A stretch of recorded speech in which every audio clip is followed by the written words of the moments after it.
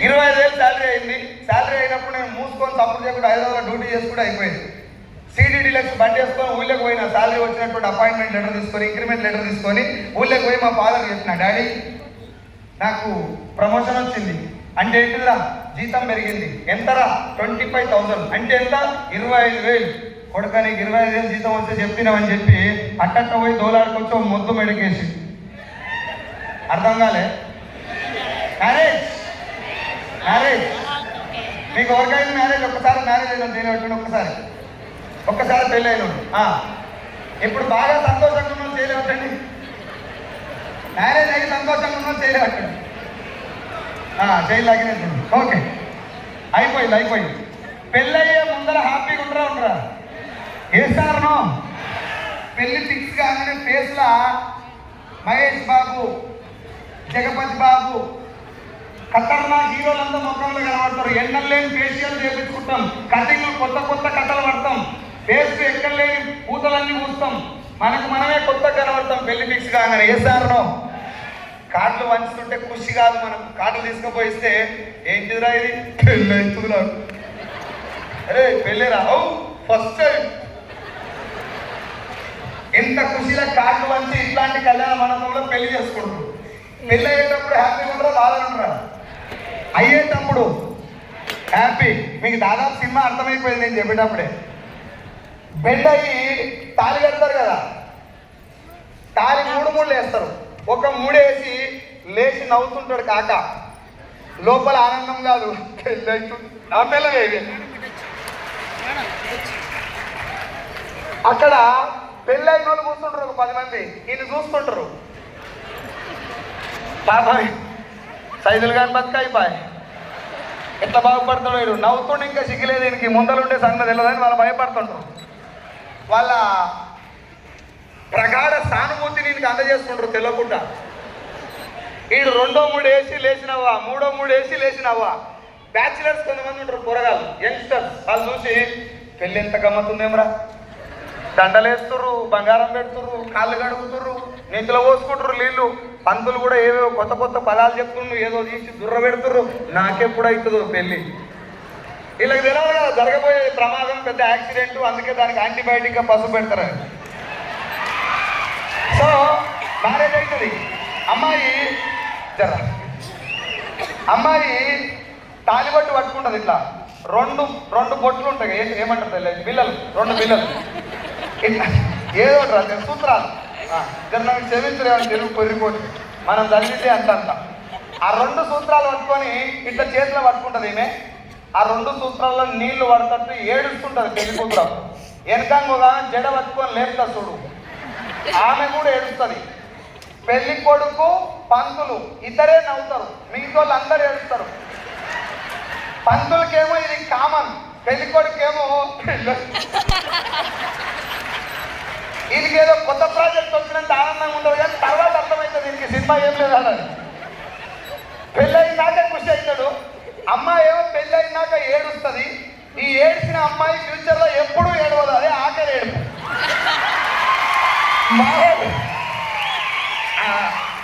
మనోడు నవ్వింది కదా మనస్ఫూర్తిగా, అదే ఆఖరి నవ్వు. ఇక ఫ్యూచర్లో నవ్వు ఉండదు ఇది. అవునా కాదా? ఏ సార్ నో మనమే అంటే వాళ్ళు కూడా అన్నారు ఈ మాట. ఇప్పుడు నాకు చెప్పండి, పెళ్ళి అయిన తర్వాత 1 సంవత్సరం దాకా వైఫ్ అండ్ హస్బెండ్ ఎట్లుంటారు? చిలుక గోరింక, సీత రాములు, జానకి రాములు, రోమియో జూలియట్. బంగారం నువ్వు నా కోసమే పుట్టినావు, బావా నువ్వు కూడా నా కోసమే పుట్టినావు. నీ ముక్కు కింద మచ్చున్న చూడు, నాకు చాలా ఇష్టం అది. ఇంత ఖతర్నాక్ కెమిస్ట్రీ ఉంటుంది. ఏక్ సాల్ కే బాద్ నిన్ను చేసుకోవడం వల్లే నా జీవితం సాగరాగిపోయింది. అవు నీకంటే ముందు మా బావని ఇస్తాన్నారు, నాకు మా బావని చేసుకున్నా బాగుండేది అని ఆమంటది. వీడేమో ముచ్చు మొక్కన్నా నిన్నేం చేసుకున్నా మరదలు చేసుకున్నా అయిపోయింది. వీడు కామెడీ ఏం దొరికేనా? ఈమె వాళ్ళ భావం చేసుకున్నా, ఈడిళ్ళ మరదలు చేసుకున్నా, సంవత్సరం తర్వాత మళ్ళా అదే సినిమా తెలియదు కాకకు. ఏ సార్ నేను పెళ్లిని తప్పుపడతలేను, భార్యాభర్తల మధ్య సంబంధాన్ని కూడా తప్పుపడతలేను, కానీ ఒక్క సంవత్సరం తర్వాత భార్యాభర్తల మధ్య ప్రేమను కూడా డిసైడ్ చేసేటటువంటి ఫ్యాక్టర్ పేరేం పేరు? విటమిన్. విటమిన్. మీరు ఎప్పుడన్నా ఒక కాస్ట్లీ ఏరియాలల్లా, హైటెక్స్లల్లా, వైజాగ్లో ఉన్నటువంటి ఒక గేటెడ్ కమ్యూనిటీ కాలనీలల్లా వైఫ్ అండ్ హస్బెండ్ రోడ్డు మీద వచ్చి కొట్లాడుకోవాలని చూసిరా? చూసిరా సార్? మన ఊళ్ళో పప్పు గుంటాలు, తాయి పెంకలు, ఈ తెలంగాణ భాష ఇదంతా, గిన్నెలు గిలాసులు మొత్తం గాలి ఎగుతాయి. మొగడంట మొగడు పెళ్ళంట గల్లి సుందరి కొట్లాడుకుంటాం. దాని వెనక ఉన్నటువంటి ప్రాబ్లం ఏంటిది? ఏంటది? ధనం మూలమిదం జగత్ సర్వరోగ నివారిణి మనీ. నీకు నచ్చినా నచ్చకపోయినా పైసలు ప్లే చేసే రోల్ అంతా ఇంత కాదు, దిస్ ఇస్ పవర్ఫుల్ రోల్. చాలా మంది లేడీస్ నేను ఈ మాట చెప్పినప్పుడు ఒక్కోసారి భార్యాభర్తల మధ్య అంత ఎందుకుంటుంది, మా భర్త సంపాదించకుండా నేను ఖతర్నాక్ చూసుకుంటా అని అనుకుంటారు లేడీస్. నేను ఇట్లనే నా పిల్లలు నాతో ఛాలెంజ్ చేస్తే 2 నెలలు జీతం ఇయ్యలేదు. నా పిల్లలు ఎటు పోయిందో తెలియదు, భద్రకాలిగానే మేడం మా ఇంట్లో. నాకు ఓసిడికే ముందు పోయి జీతం తీసుకురాపో, తర్వాత పో పెడతా. మీకే చెప్తా, అవునా కాదా మీరే చెప్పండి. నాకు అందరిని అడుగుతున్నా, ఆర్ యు రెడీ? పొద్దుముఖంగా మీ ఆమె కావా అన్నది ఇట్టిట్టకి, నీకు అప్పటికే అర్థమవుతుంది తుఫాన్ స్టార్ట్ అయిందని. ఒక్క శారీ కొంటా అని అన్నది. ఒక్కటేందుకు పెట్టాలి, 2 తీసుకో అని చెప్పి షాప్కి తీసుకుపోయి 2 చీరలు ఆమెకు నచ్చినా ఇప్పించాం. శారీస్ కొన్నది, ఇంటికి వచ్చింది, నీ మీద ఫుల్ ప్రేమతోటి పొద్దుగాల 5 గంటలకే లేచింది. మంచి దోశ దోరగా వేయించి దాని మీద ఆనియన్స్ పెట్టి వేరుశనగ పౌడర్ వేసి నెయ్యి వేసి మళ్ళీ చట్నీ అన్న ప్లీజ్ అన్న ఇక్కడ నెయ్యి వేసి మంచి దోరగా దోశ వేసిన తర్వాత చట్నీ కూడా మంచి చిక్కగా వేసి పుట్నాల పప్పు దాంట్లో పోపు పెట్టి మిర్చీలు, ఇది నేను చెప్తుంటే మీకు ఊహించుకుంటున్నా తెలుసు, మంచి కరివేపాకు ఇదంతా అల్ల పెట్టి చట్నీ చిక్కగా తయారు చేసి అల్లం చట్నీ రెడీ చేసి తీసుకొచ్చి బావా తింటుంటావు నువ్వు. ఇట్లా తినేటప్పుడు ఉసుక్కున అన్నావు అనుకో, చిన్నగా పొలమారుతుంది, పడుతుంది, చిన్నది నువ్వు నీకేమన్నా అయితే నేను బతకలేను. పోయి నీళ్లు తెచ్చి మూతి దాపించి ఈడంగా ఇంత చట్నీ కాస్తే కొంగు తీసి తోడిచి ఇట్లా పెట్టి ఇది సీను. పుసుక్కున నైట్ గీకినప్పుడు సీరలేదు ఏం లేదు అను, పొద్దుగాల 8 గంటల దాకా లేవదు, ఏం పీక్తో పీక్కో అనుకో పడుకుంటుంది. ఒకవేళ లేచినా దోశ వేస్తుంది. ఎట్లేస్తుంది అంటే మన టిఫిన్ సెంటర్లో పొరకతోటి గీకిట దస్తారు చూడు, అట్లేస్తుంది. ఈ మాడిపోతుంది అది కూడా. ఆ మాడిపోయిన దోశ పల్లెంలో పడేసి చట్నీ ఏ ఉండాలి, పప్పులు గిప్పులు ఏముండే ఏదో అల్లా వేయాలని వేస్తారు అంతే. అల్లం చట్నీ కట్టు తీసుకొచ్చి ఇస్తుంది. ఇట్లా తిను, నువ్వు అక్కడ వచ్చిన కుక్క తిన్నాడు తినుకుంటూ మొదలు పెట్టని అన్నావు అనుకో, పక్కనే నీళ్ళు ఉన్నాయి మూసుకొని పోయి తాగు. ఎక్కువ అక్కడ చేస్తే పండగ పెట్టుకుంటా. ఏ సార్ నో పైసలు కింద ఖతర్నాక్ రోల్ ప్లే చేస్తే నాకు తెలియదు మచ్చా, ఎవరు చెప్పలేదు. నేను మా సార్ వాళ్ళ ఇంటికి పోయినప్పుడు నాకు పెళ్లి కాకముందు కూర్చోబెట్టుకొని ఒకరికొకరు తినబెట్టుకుంటారు, బంగారం తోను. అమ్మ నేను పెళ్లి చేసుకుంటే నా పిల్లని కూడా గిట్నే పెడతాదేమో అనుకున్నా. పెళ్ళి అయినాక నాకు ఒరిజినల్ సినిమా అర్థమైనాక ఆయన దగ్గరికి పోయినా, సార్ నేను వచ్చినప్పుడు మీరు అన్యోన్యంగా ఉంటారు కదా, మిమ్మల్ని చూసి నేను కూడా అదే గుంటలో దూకినా, నాకు చెప్పకపోతే సార్ జర జాగ్రత్త బిడ్డ అంటే, అది జనాలు వచ్చినప్పుడు అలా చూపెట్టే ట్రైలరు, ఒరిజినల్ సినిమా వేరే ఉంటుంది. వాళ్ళు పోయినాక కరెక్ట్ అయితే క్లాస్ కొట్టాలి. ఇప్పుడు F2 సినిమాలో వెంకటేష్ చెప్తాడు, వద్దు తమ్మి పెళ్లి చేసుకోకరా, పిల్లం దోల తీస్తాడే, నేను పిల్లాన్ని మస్తు కంట్రోల్ చేస్తాను, నీ లెక్క కాదంటాడు. ఆడేం కంట్రోల్ చేస్తాడనేది మిడ్ ఆఫ్లో అర్థమైపోతుంది. ఏ sir know what I want to say, భార్య భర్తల మధ్య ఉన్నటువంటి అన్యోన్యత్వాన్ని కూడా డిసైడ్ చేస్తున్నది పైసలు. Yes or no? చాలా మంది పైసలు ఇంపార్టెంట్ కాదురా, పైసలు కాదు ఇంపార్టెంట్, అనుబంధాలు బంకచెక్కలు ఏం లేవు. ఓపెన్గా చెప్తున్నవి, పైసలు ఉంటేనే నీ మాటింటాడు ఎవడైనా. బంధాలు ఉంటాయి, పైసలు ఉంటే ఇంకా బాగుంటాయి. Yes or no? ఇంకొక విషయం, సంపాదించడానికి అవకాశం లేకపోతే మేబీ నీ వైఫ్ నీకు రెస్పెక్ట్ చేస్తుండొచ్చు, సంపాదించడానికి ఛాన్స్ లేదు. నీ వైఫ్ నీకు రెస్పెక్ట్ చేస్తుండొచ్చు, there is an exemption. But సంపాదించే అవకాశం ఉన్నా నీ పక్కింటో నెలకు ₹1 సంపాదిస్తున్నాడు, నువ్వు మూసుకొని ఇంకా డైలాగ్ చెప్పుకుంటా బంగారం నేను చచ్చిపోతే నువ్వు ఏడుకోలేదు తెలియగాని నువ్వు ఏడితే నేను చచ్చిపోతా అని మురిగిపోయిన డైలాగులు చెప్పినావు అనుకో, 4 రోజులంతా ఎడంకాలు చెప్పు తీసుకొని కొడుతుంది ఏ పిల్లమైనా. ఎసారు పైసల మీద అమ్మ నేను ప్రేమను తప్పుపడతలేను, నన్ను రంగర్థం చేసుకుంటా, ప్రేమను తప్పుపడతలేను. నా పాయింట్ అల్లా అవకాశం ఉన్నప్పుడు సొల్లు చెప్పొద్దు, నడుము బిగించి పోరాడాలి. పెళ్ళాన్ని మొత్తం కంప్లీట్ చేయండి. పెళ్ళాం దగ్గరున్నోని కంటే పోరాటానికి దగ్గరున్నోనికే భార్య ప్రేమ కూడా దక్కుతుంది. భార్య గౌరవించుకోవాలా, భార్య వెతకాలి. నిన్ను నా హస్బెండ్ ఎప్పుడు వస్తాడు నా రాజు.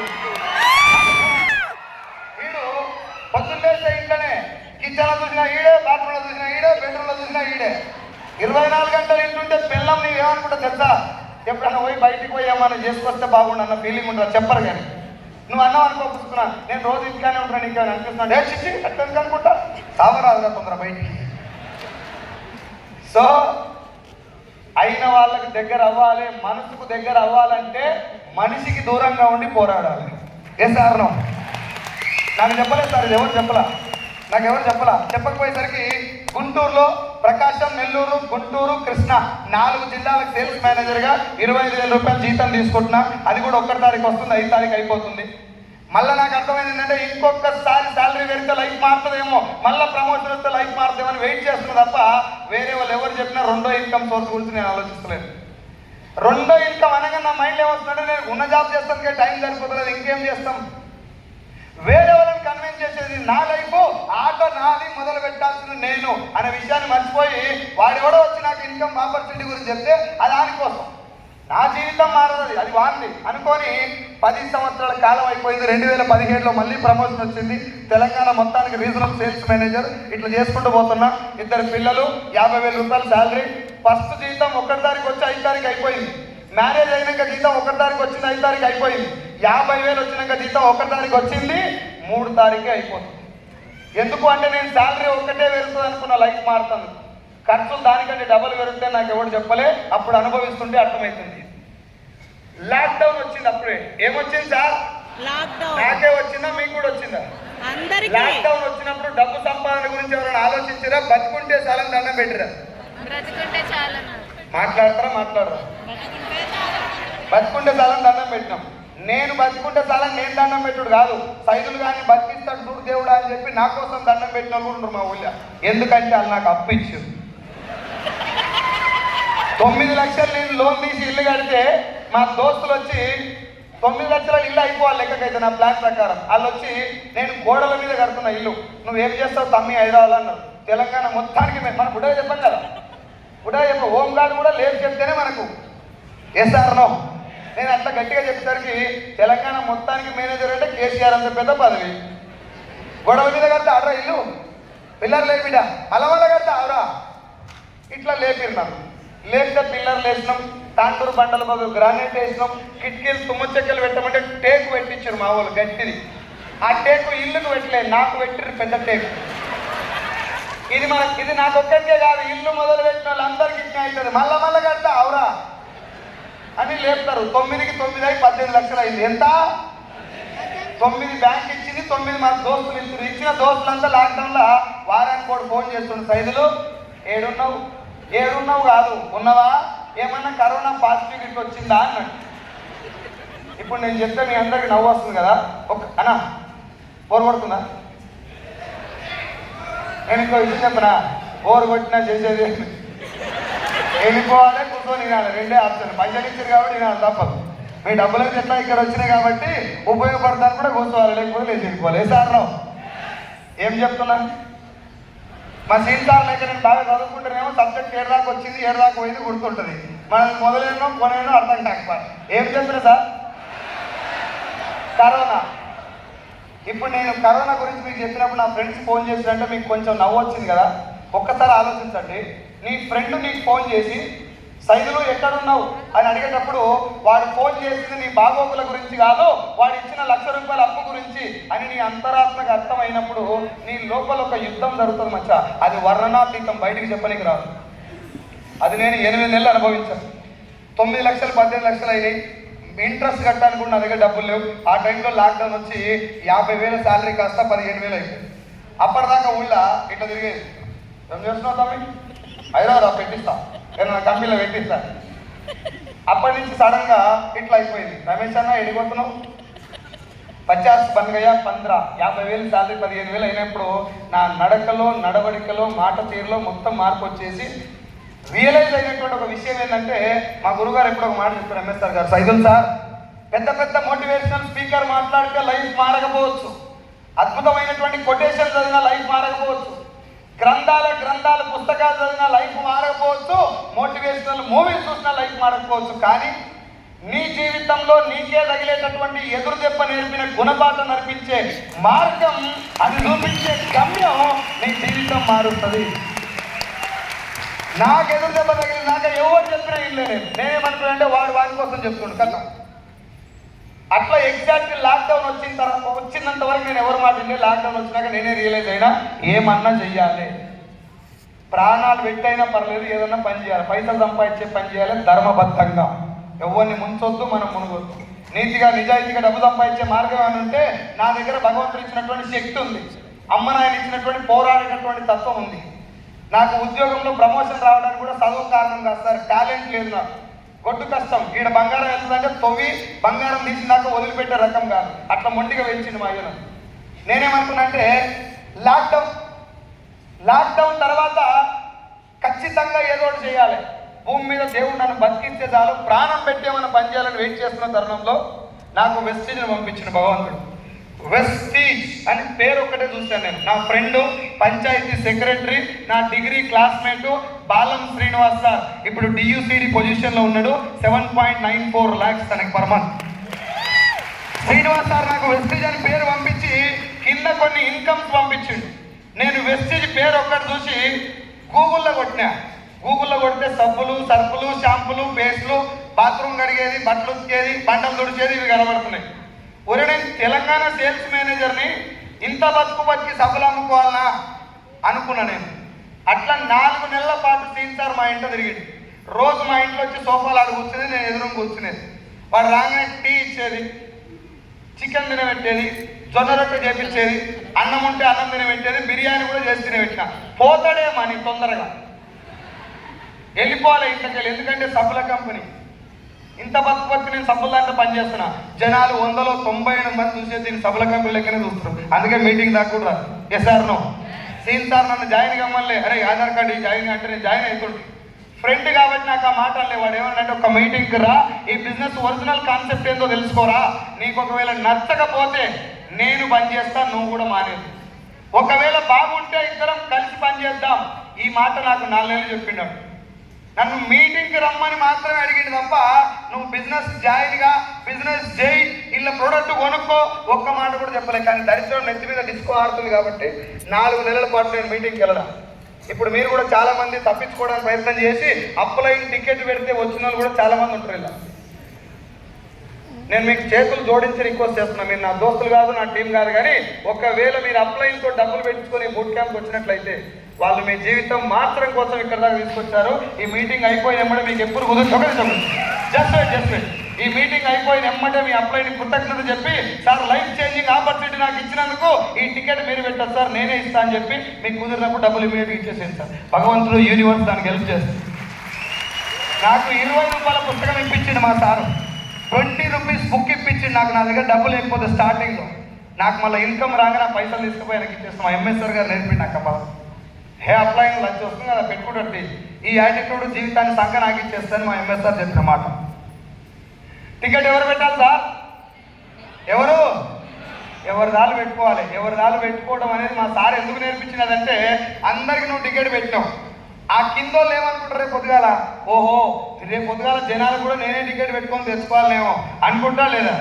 అది బలంగా కాపీ అవుతుంది, టీం మొత్తం మట్ట పడిపోతుంది అక్కడి నుంచి. ఇది జస్ట్ సజెషన్, మీ ఇంట్రెస్ట్ ఉంటే తీసుకోండి, లేకపోతే లేదు. సో సీన్ సార్ నాకు చెప్పిన మాట ఏంటంటే, మీటింగ్కి రా, ఇదేందో తెలుసుకో. 4 నెలలు అయిపోయిన తర్వాత సీన్ సార్ నాకు ఏం చెప్పిండంటే, సైజులో నేను గవర్నమెంట్ ఉద్యోగాలు వదిలేస్తున్నా. ఒరే నీకేం పుట్టిందిరా అయ్యా, నాకు గవర్నమెంట్ జాబ్ రాలే, నీకు వచ్చిందని ఎందుకు వదిలేస్తున్నావురా? వెస్టీజ్ కోసం. ఎంత మైండ్ లేనికైనా, ఎంత నెగిటివ్ మైండ్ సెట్ వానికైనా ఎక్కడనో కాడ జ్ఞానోదయం అవుతుంది. ఎస్ఆర్నో? నాకైన జ్ఞానోదయం ఏంటంటే, సబ్బుల కంపెనీ కోసం కష్టపడి తెచ్చుకున్న గవర్నమెంట్ జాబ్ని రిజైన్ చేస్తున్నాడంటే అంతకు మించింది వెస్టీజ్లో ఏదో ఉన్నది. నెంబర్ 1. ఒక్క నిమిషం, లెట్ మీ కంప్లీట్. అంతకు మించింది వెస్టీజ్లో ఏదో ఉన్నది. నెంబర్ 2, ఈయనెవడో ముంచిండు, ఏదో మ్యానిపులేట్ చేసి మోసం చేసి మాయ మాటలు చెప్తే ఈడ ఆ మత్తులో పడిపోయి జాబ్ వదిలేస్తా అంటున్నాడు. ఇప్పుడు మనకున్న నెగిటివ్ మైండ్ సెట్కి మనం దేనికి ఎక్కువ సపోర్ట్ చేస్తాం? ఈయనెవడో మోసం చేసిండని అనుకుంటాం. ఎస్ఆర్నో? నేను మోసం చేసిండని ఫిక్స్ అయిపోయి సీన్స్ ఆర్ కాన్ఫిడెన్స్ ఎట్లుందంటే, రే సైజులో ఒక్క మీటింగ్కి రా, నీకు మీటింగ్ ఏదైనా నెగిటివ్ కనబడితే నా ముఖం నీకు జీవితంలో చూపెట్టానన్నాడు. ఇంత కాన్ఫిడెన్స్ తోటి మాట్లాడుతున్న దగ్గరికి పోయి అది ఫేకు అన్నమనుకో, వంగబెట్టి గుండు వలగొట్టాడు.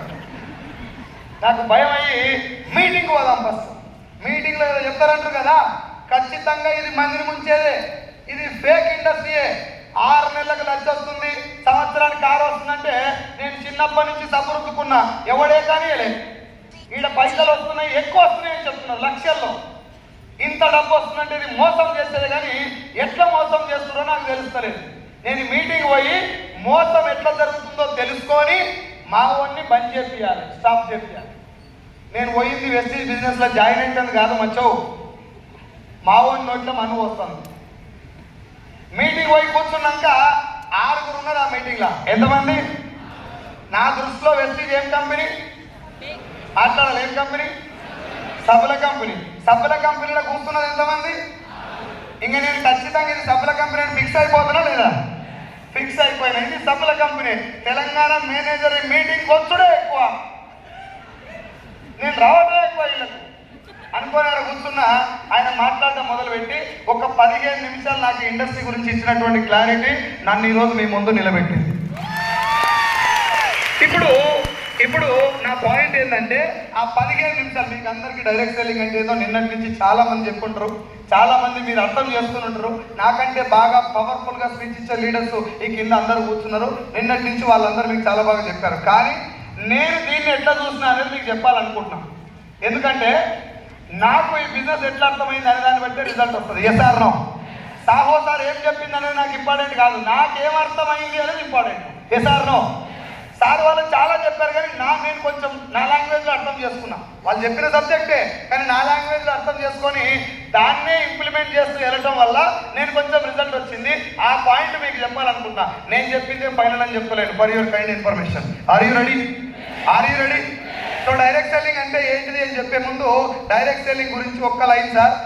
ఏపీలో, తెలంగాణలో, ప్రపంచవ్యాప్తంగా, భారతదేశంలో డైరెక్ట్ సెల్లింగ్ ఇండస్ట్రీకి లీగాలిటీ ఉంది, చట్టం ఉంది. ఇది ఫేక్ ఇండస్ట్రీ కాదు. ఈ ఇండస్ట్రీలో ఫేక్ కంపెనీలు ఉన్నాయి. ఎస్ఆర్నో? సార్ డాక్టర్ వృత్తి మంచిదా కాదా? డాక్టర్ వృత్తి మంచిదా కాదా? దేవుళ్ళకు మొక్కనోడు కూడా డాక్టర్ దండం పెడతాడు 2 చేతులు ఎత్తి. ఎందుకు? ప్రాణాలు కాపాడుతున్నా, జీతం ఎక్కువ సంపాదిస్తాడని. పోలీసు వాళ్ళకు కూడా దండం పెడతారు, లాయర్లకు దండం పెడతారు, టీచర్లకు దండం పెడతారు. We are respecting them not for their salary, we are respecting them for their service. Yes or no? ఇక్కడ కూడా డైరెక్ట్ సెల్లింగ్ ఇండస్ట్రీని నాకు లక్ష వచ్చింది, ఇంకొక కార్ వచ్చింది, సాహో సార్ విఎంసీఎం అయిండు, బెంజ్ కార్ కొన్నాడు, BMW కొన్నారు, వీళ్ళందరికీ లక్షలు వస్తున్నాయి కాబట్టి ఇది గొప్పదా? No sir. నేను నెలకు ₹1 సంపాదిస్తున్న గ్రేటా కదా? నెలకు నా ముఖం దానికి మ్యాచ్ కాదు, కానీ జర అను పుస్తకం. వాళ్ళు ఏమనుకుంటారంటే ₹1 నీ ముఖానికి అంటారు. ఏమంటే ఉత్తగా అన్న ₹1 సంపాదిస్తే గ్రేటా కదా? సార్ మాట్లాడే గ్రేటా కదా? నేను ఏం చేసి సంపాదించినా మీకు చెప్పలే కాబట్టి మీరు గ్రేట్ అన్నారు. పొద్దుముఖంగా హైదరాబాద్ ఔటర్ రింగ్ రోడ్ మీద బ్యాగులు మారుస్తా గంజాయి, ఇప్పుడు చెప్పురు గ్రేటా కాదు? కాదు. సో నువ్వు చేసే పని సంపాదించే డబ్బు కంటే ఇంపార్టెంట్. ఎస్ఆర్నో? నీకు నెలకు 5 లక్షలు వస్తున్నాయా? ఏం చేస్తే 5 లక్షలు వస్తున్నాయి? ఏం చేస్తే డబ్బు సంపాదిస్తున్నావు? ఒక డాక్టర్ ఆపరేషన్ చేసి ₹2 లక్షల ఫీజు తీసుకున్నాడు అంటే ఆపరేషన్ చేసింది కాబట్టి డాక్టర్ గొప్పోడా? చనిపోయే పేషెంట్ బతికించింది కాబట్టి గొప్పోడా? 2 లక్షలు సంపాదించింది కాబట్టి గొప్పోడా? డైరెక్ట్ సెల్లింగ్ ఇండస్ట్రీలో కూడా నాకు కారు వచ్చింది కాబట్టి వెస్టీజ్ గొప్పది కాదు, నేను లక్షలు తీసుకున్నా కాబట్టి వెస్టీజ్ గొప్పది కాదు. ఏం చేస్తే ఆ డబ్బు వస్తుందో, ఆ చేసే పని గొప్పదని నువ్వు ఒప్పుకుంటే డెఫినెట్గా వెస్టీజ్ గొప్పదే. ఎస్ఆర్నో? చాలా మంది డైరెక్ట్ సెల్లింగ్ లో నాకు